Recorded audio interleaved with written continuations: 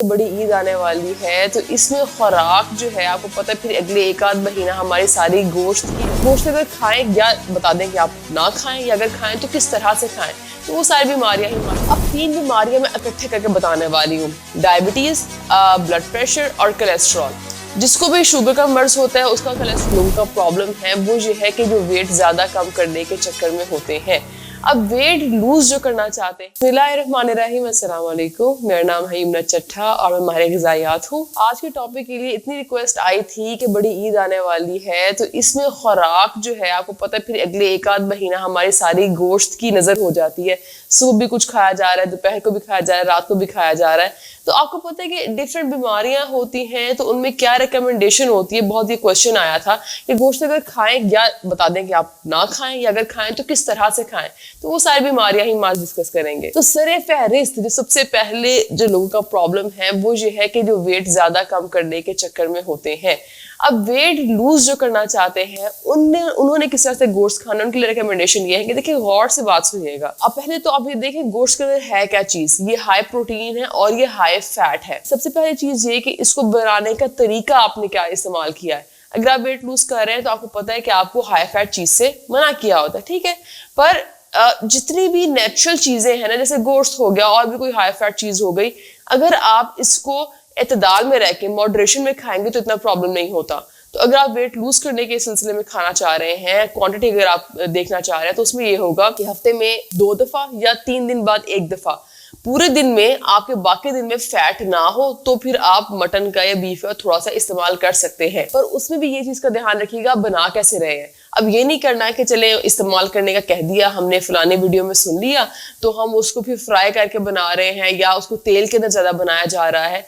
कोशिश करें फिर, अगर चूंकि आपका मटन ऑलरेडी हाई फैट है तो रेसिपी आप किस तरह की हो कि उस रेसिपी के अंदर फिर फैट इस्तेमाल ना हो, ठीक है, ताकि सिर्फ मटन का नेचुरल फैट ही आप तक पहुंचे।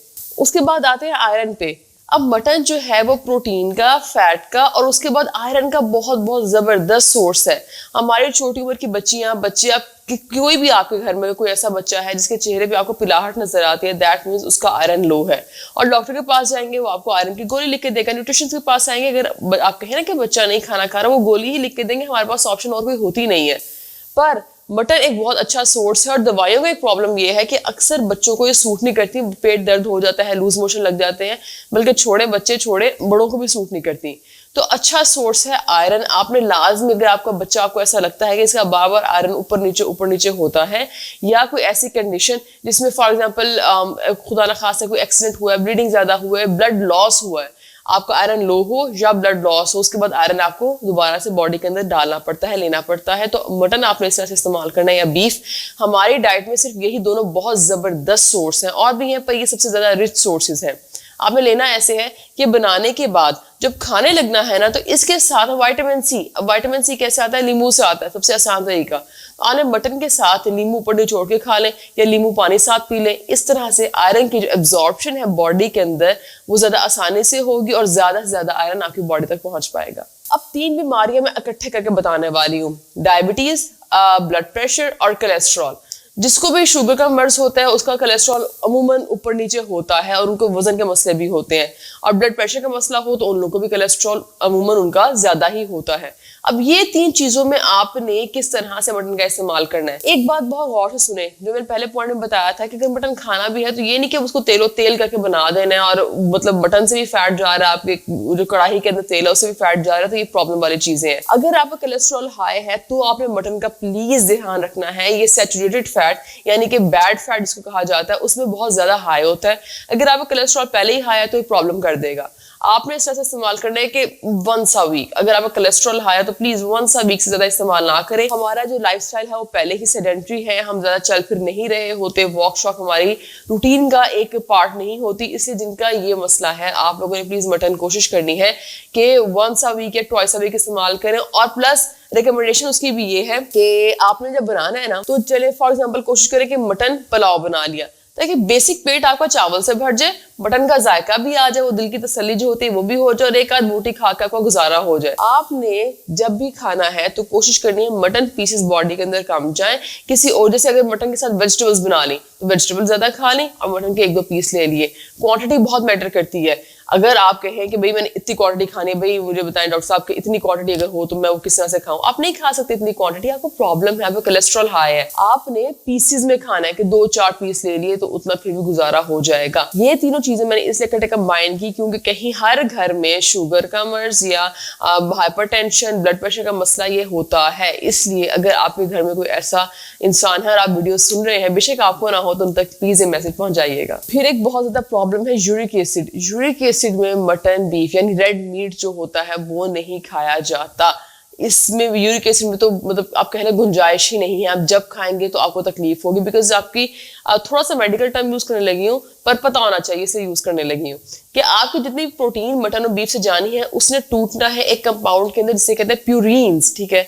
जब ये जाती है ना बॉडी के अंदर, यूरिक एसिड वाले पेशेंट की बॉडी के अंदर, तो ये बॉडी को निकाल नहीं पाती, बॉडी इसको उल्टा एक्यूमुलेट कर लेती है, इकट्ठा कर लेती है बॉडी के अंदर। यही जो मसला है बनता है यूरिक एसिड में ज्यादा का सबब बनता है। अगर आपको यूरिक एसिड कंट्रोल भी है और अगर आप कहते हैं कि मैं दवाई खा रहा हूँ और मेरा यूरिक एसिड कंट्रोल रहा है, पर अगर आपने मटन बीफ शुरू कर दिया तो आपको मसला हो जाएगा। क्योंकि पता है क्या होता है, हम बड़ी ईद पे ये तो नहीं ना होता कि आपने बस आज खाया है और बस फिर खत्म, हमारा ये स्टोर हो जाना अगले 6 महीनों के लिए, ये है प्रॉब्लम। चूंकि स्टोर हो जाना है, इजी है, घर में मतलब आपको जाने की हैसल नहीं है, आराम से फ्रिज से निकाला और बनाया और खा लिया। आपने प्लीज ध्यान रखना है इसका, आपके यूरिक एसिड के लेवल पे मैटर करता है, डिपेंड करता है कि अगर आपका बहुत ज्यादा है और अगर आप दवाई ले रहे हैं तो बिल्कुल ही आप देखना भी नहीं, बटन सूंघना भी नहीं, उस कमरे से नहीं गुजरना आपने। पर अगर आपका कंट्रोल्ड है, अगर आप दवाई खा रहे हैं तो मे भी 1-8 दफा महीने में खाने की गुंजाइश है। पर अगर आपका यूरिक एसिड हाई है तो मटन खाने की गलती मत कीजिएगा। आखिर में आते हैं स्टमक इश्यूज पे। बड़ी ईद पे बहुत ज्यादा देखा गया, बड़ी ईद और रमजान ये साल के 2 ऐसे टाइमिंग है कि जब ना गैस्ट्रोएंटरोलॉजिस्ट यानी मैदे के डॉक्टर के पास या इवन डाइटिशियंस के पास भी पेशेंट्स का रश लग जाता है कि मैदे के मसले शुरू हो गए हैं। उस समय मैदे के मसले शुरू नहीं हुए होते, चीज खाने का तरीका भी बहुत मैटर करता है। अगर आप देखें फॉर एग्जांपल आपने मटन खाया और देखें, ये इस बात से आप इत्तेफाक करेंगे जितनी भी पार्टीज और दावतें होती रात की हैं, रात को आप खा रहे हैं मटन और बीफ के पूरा बारबेक्यू लगना है, आप लोगों ने कबाब शबाब अच्छे खा के और फुल करके मैदे को सो जाना है।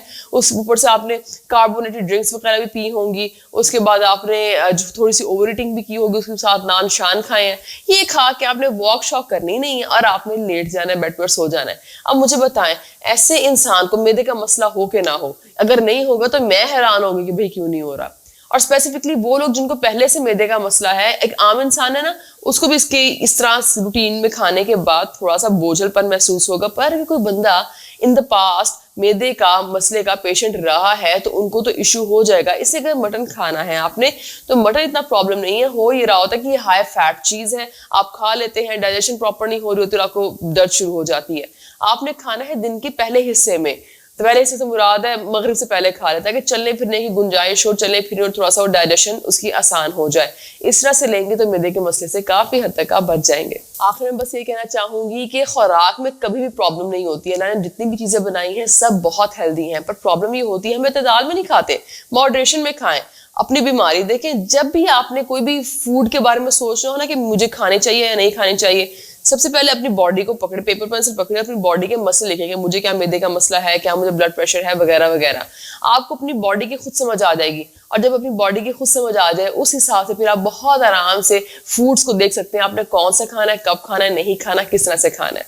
उम्मीद करते हैं आपको वीडियो पसंद आई होगी। इंशाल्लाह मिलते हैं नेक्स्ट वीडियो में एक और इन्फॉर्मेटिव टॉपिक के साथ। तब तक के लिए अल्लाह हाफिज।